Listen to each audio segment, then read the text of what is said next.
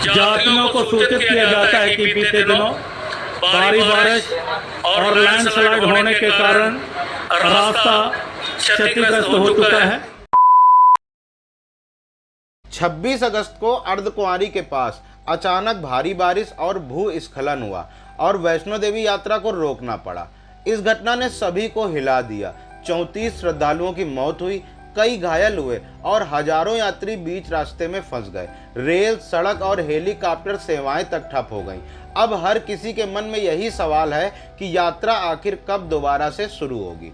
नमस्कार दोस्तों, मैं हूं आपका दोस्त सौरभ और आप देख रहे हैं आपका अपना YouTube चैनल सानिध्य ब्लॉग। कल के वीडियो में मैंने आपको इस पूरी घटना की जानकारी दी थी, कैसे ट्रैक क्षतिग्रस्त पड़ा, श्रद्धालु फंसे और प्रशासन को यात्रा रोकनी पड़ी। लेकिन अब हालात बदल रहे हैं और नई अपडेट सामने आई है। आज के इस वीडियो में हम बात करेंगे कि मौजूदा हालात अब कैसे हैं और कितना नुकसान हुआ है। प्रशासन और श्राइन बोर्ड यात्रियों की सुरक्षा के लिए क्या क्या कदम उठा रहे हैं, रेल और हेलीकॉप्टर सेवाओं की ताज़ा स्थिति क्या है और सबसे अहम, वैष्णो देवी यात्रा कब फिर से शुरू हो सकती है। तो जुड़े रहिए मेरे साथ आखिर तक, क्योंकि इस वीडियो में मैं आपको हर जरूरी और ताज़ा अपडेट देने वाला हूँ। 26 अगस्त की तारीख हर उस श्रद्धालु के दिल में दर्ज हो गई जो माता वैष्णो देवी के दर्शन के लिए निकला था। सुबह तक सब कुछ सामान्य था, लोग कटरा से चढ़ाई शुरू कर रहे थे। ट्रैक पर श्रद्धालुओं की भीड़ थी और मौसम हल्का बादलों से घिरा हुआ था, लेकिन खतरनाक नहीं लग रहा था। लेकिन जैसे जैसे दोपहर हुई हालात बदलते गए। करीब 3 बजे अर्धकुंवारी से लगभग 400 मीटर पहले इंद्रप्रस्थ भोजनालय के पास अचानक जोरदार बारिश शुरू हुई। तेज बरसात के साथ पहाड़ों से मिट्टी और चट्टानें खिसकने लगी और देखते ही देखते बड़ा भूस्खलन हो गया। इस लैंडस्लाइड में श्रद्धालुओं के मार्ग का लगभग 200 फीट हिस्सा पूरी तरह से क्षतिग्रस्त हो गया। जो श्रद्धालु उस वक्त पास से गुजर रहे थे, उनके सामने अचानक मलबा और पत्थरों की बौछार गिरने लगी। हालात इतने बिगड़े कि कुछ ही मिनटों में भगदड़ जैसी स्थिति बन गई और लोगों में चीख पुकार मच गई। प्रशासन को तुरंत यात्रा रोकने का आदेश देना पड़ा। कटरा से ऊपर की ओर जाने वाले भक्तों को रोक दिया गया और जो पहले से ट्रैक पर थे उन्हें सुरक्षित जगहों जैसे शेल्टर होम और कटरा के होटलों में पहुंचाया गया। श्राइन बोर्ड ने बैटरी कार, रोपवे और हेलीकॉप्टर जैसी सभी सेवाओं के साथ साथ पूरी यात्रा को ही बंद कर दिया। सबसे दुखद पहलू यह था कि इस हादसे में 34 श्रद्धालुओं की जान चली गई, कई लोग लापता हो गए और हजारों यात्रियों को बीच रास्ते से ही वापस लौटना पड़ा। उस दिन की लगातार बारिश और अलग अलग हादसों में पूरे जम्मू कश्मीर में 41 लोगों की मौत हुई है। इंद्रप्रस्थ भोजनालय के पास का यह लैंडस्लाइड यह साबित कर गया कि पहाड़ों में मौसम का एक अचानक बदलाव भी कितना बड़ा खतरा बन सकता है। जहां कुछ घंटे पहले तक भक्त माता के जयकारे लगाते हुए आगे बढ़ रहे थे, वहीं कुछ ही पलों में मातम और अफरा तफरी का माहौल बन गया। जैसे ही दोपहर करीब 3 बजे घटना हुई और प्रशासन को खबर मिली, प्रशासन और श्राइन बोर्ड दोनों का पूरा सिस्टम तुरंत अलर्ट मोड पर आ गया। यात्रा को तत्काल अनिश्चित काल के लिए रोक दिया गया।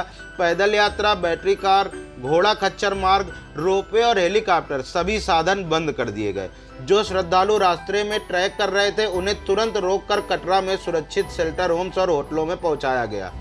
एम्बुलेंस व मेडिकल टीमों को तुरंत तैनात किया गया और घायल श्रद्धालुओं को पास के अस्पतालों में भर्ती कराया गया। एनडीआरएफ, एसडीआरएफ, आर्मी और सीआरपीएफ की टीमें मौके पर पहुंची और फौरन मलबा हटाने, शरणार्थियों को सुरक्षित निकालने और मृतकों के शवों को संरक्षित रूप से ले जाने का काम शुरू कर दिया गया। प्रशासन द्वारा 24/7 कंट्रोल रूम और हेल्पलाइन नंबर सक्रिय कर दिए गए ताकि मदद के लिए कोई भी सीधे संपर्क कर सके। रेल सेवा पूरी तरीके से प्रभावित हुई। रास्तों में मलबा, पानी का भराव और ट्रैक क्षतिग्रस्त होने की वजह से कई रूट्स बंद कर दिए गए। राष्ट्रीय राजमार्गों पर जगह जगह जल भराव और सड़क क्षति ने ट्रैफिक को रोक दिया। जम्मू कश्मीर के मुख्यमंत्री ने तुरंत मृतकों के परिजनों को 6 लाख रुपए एक्स ग्रेशिया देने की घोषणा की।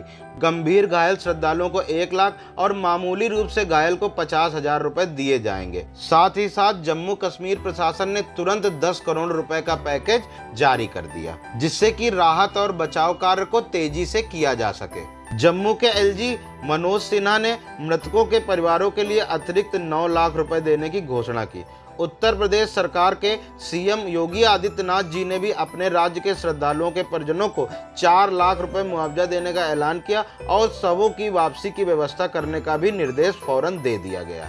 दोस्तों, अब सवाल यह है कि घटना के बाद मौजूदा हालात कैसे हैं, जमीन पर क्या स्थिति है और आगे क्या संभावनाएं बन रही हैं। रिपोर्ट्स के मुताबिक करीब 7,000 यात्री कटरा में अभी भी फंसे हुए हैं। इन यात्रियों का कहना है कि हम माता रानी के दर्शन किए बिना वापस नहीं जाएंगे।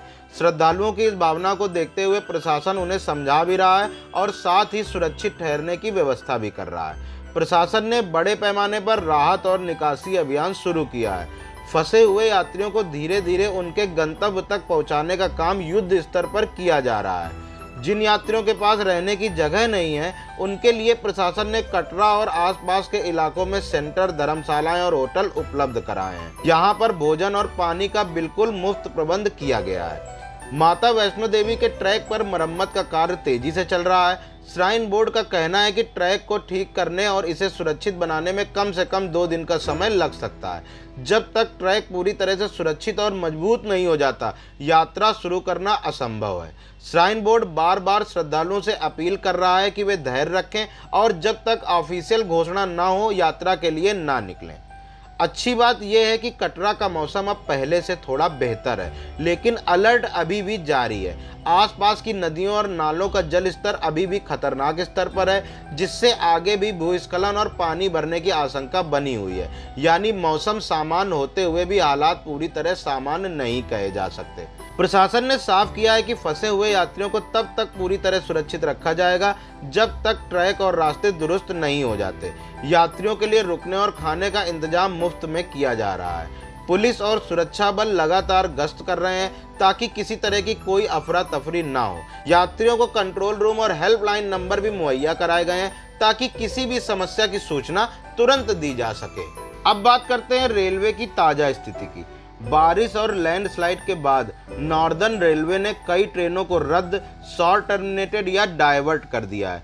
जम्मू और कटरा की तरफ आने जाने वाली कई अहम गाड़ियां भी इनमें शामिल हैं। हालात थोड़े सुधरे तो कुछ सेवाएं अस्थायी तौर पर फिर से शुरू हुई, लेकिन जम्मू और पठानकोट रूट पर ट्रैक में समस्याएं और मलबे की समस्याएं, भूमि कटान की समस्याएं बार बार आ रही हैं। इसीलिए बहाली अब भी अनिश्चित है। रेलवे ने यात्रियों की सुविधा के लिए हेल्प डेस्क और कंट्रोल रूम एक्टिव किए हैं और स्पेशल ट्रेनें भी चलाई जा रही हैं ताकि जो लोग फंसे हैं उन्हें धीरे धीरे क्लियर किया जा सके। साथ ही पुलों और ट्रैकों की सेफ्टी चेक, स्पीड रेस्ट्रिक्शन और लगातार पेट्रोलिंग की जा रही है। जब तक ये पूरी तरह पास नहीं हो जाती, सामान्य टाइमिंग्स की उम्मीद मत रखिए। मेरी सलाह यह है कि यात्रा प्लान करने से पहले NTES या IRCTC के ऐप पर अपनी ट्रेन का लाइव स्टेटस जरूर चेक करें। हालात तेजी से बदल रहे हैं, इसीलिए कंफर्म अपडेट के बिना स्टेशन पर मत पहुंचें। दोस्तों, अब बात करते हैं उस सबसे बड़े सवाल की जो हर श्रद्धालु के मन में है। वैष्णो देवी यात्रा आखिर कब शुरू होगी?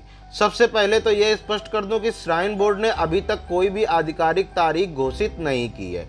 बोर्ड का कहना है कि ट्रैक पर मरम्मत का काम लगातार जारी है और इसे पूरी तरह दुरुस्त करने में 2 दिन या उससे भी अधिक का समय लग सकता है। इसका मतलब यह है कि यात्रा कब शुरू होगी, इसका निर्णय फिलहाल टाल दिया गया है और 30 अगस्त के बाद ही अगला अपडेट आने की संभावना है। अब मेरी श्रद्धालुओं से एक विनम्र सलाह है कि जो लोग अभी भी कटरा या आसपास ठहरे हुए हैं और दर्शन के इंतजार में हैं, उनसे मैं यही कहूँगा कि थोड़ा धैर्य रखें। शायद माता रानी की यही इच्छा है कि इस बार आप कुछ समय और ठहर जाएं, क्योंकि सच यह है कि प्रशासन दिन रात पूरी मेहनत कर रहा है और राहत और बचाव कार्य युद्ध स्तर पर चल रहा है। ऐसे में अगर श्रद्धालु भी धैर्य और सहयोग दिखाएंगे तो प्रशासन और भी जल्दी से सब कुछ सामान्य कर पाएगा। तो निष्कर्ष यही है कि ट्रैक की मरम्मत अभी जारी है। फैसला 30 अगस्त के बाद लिया जाएगा और जब तक आधिकारिक घोषणा ना हो तब तक यात्रा के लिए निकलना सुरक्षित नहीं है।